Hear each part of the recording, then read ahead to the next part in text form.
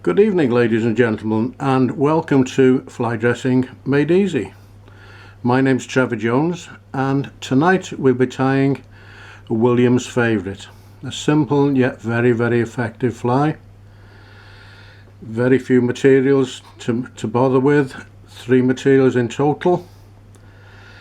Anyway, without further ado, let's get started on it. And what we've already got in the vise is a Partridge Wet Fly Supreme size 12, onto which we're going to attach black thread, and it's a very fine thread from Essential Fly called Nano Silk. It's a 30 denier, which is quite fine. You would not believe, unless you've used it, how strong it is. Okay, so we put a collar of the black thread. Now I'm going to attach the wire, which is a soft silver wire, and you can see how I've put it in. Okay, now I'm taking a couple of turns over, and now I'm going to transfer the wire onto the far side of the hook. I will explain the reason for doing that as we go along. Now we're going to get touching turns as much as possible, working our way down to the bend and stopping at a point midway between the barb and the point of the hook. And you can take your time with this, because there always is the danger, particularly if you're new to fly tying, of catching your thread on the point of the hook. And there's nothing more frustrating than having to start the fly again. So there we are, we're at a point roughly midway. So we're going to return the thread back to the starting position, and once we've done that, we're going to actually wind a nice even wire rib, and we want this nice and slim, no lumpy body, just nice and smooth. Now the reason that we tied it in the rib slightly on the far side of the hook is that when I pull it underneath, I want that rib to start under the hook, and once I put a little bit of tension on it, it slides from the far side to absolutely perfectly from under the hook. So it's an ideal way of getting that starting position right, and we want to try and get the ribbing even, and we want as much as possible to get the angle the same of the ribs, of one rib to the next. Okay, so we've tied that in.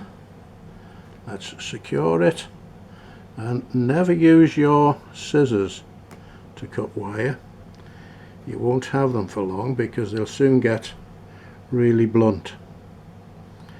Now the hackle, it's your choice really, whether it's cock hackle, hen hackle, but what I do like to see is a nice soft hackle. So as I say, it's your choice which you use.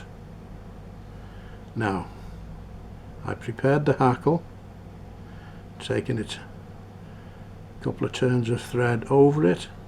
Again, with this thread being so fine, you can err on the side of caution and give it a few more turns than you would with standard threads. Okay, we've attached the hackle pliers, and we're just going to take 2, possibly 3 turns, 3 turns maximum of the soft hackle. That's 2. And again, it's entirely your choice as to whether you have it hackled longer or shorter depending where I'm fishing it, my tying of this will vary a little bit. Okay, so there we are. We're tied in and we're secure. Let's get our little scissors, snip off the waist, being careful not to cut our thread,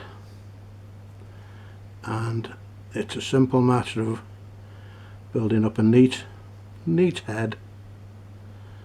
And as many of you will know, I like to do the whip finish by hand. I always have, and I probably always will. It's so precise, you can see exactly where each turn of thread is going.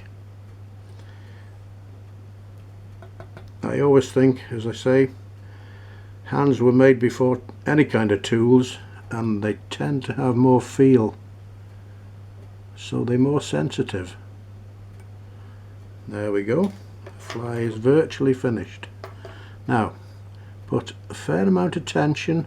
You can possibly see the hook moving up and down. There's a lot of tension there, and I'm just going to snip that off, and there we are, a nice Williams favourite. Very effective. Please give it a try, and most importantly, thank you very much for watching. I much appreciate it, and good evening to you all.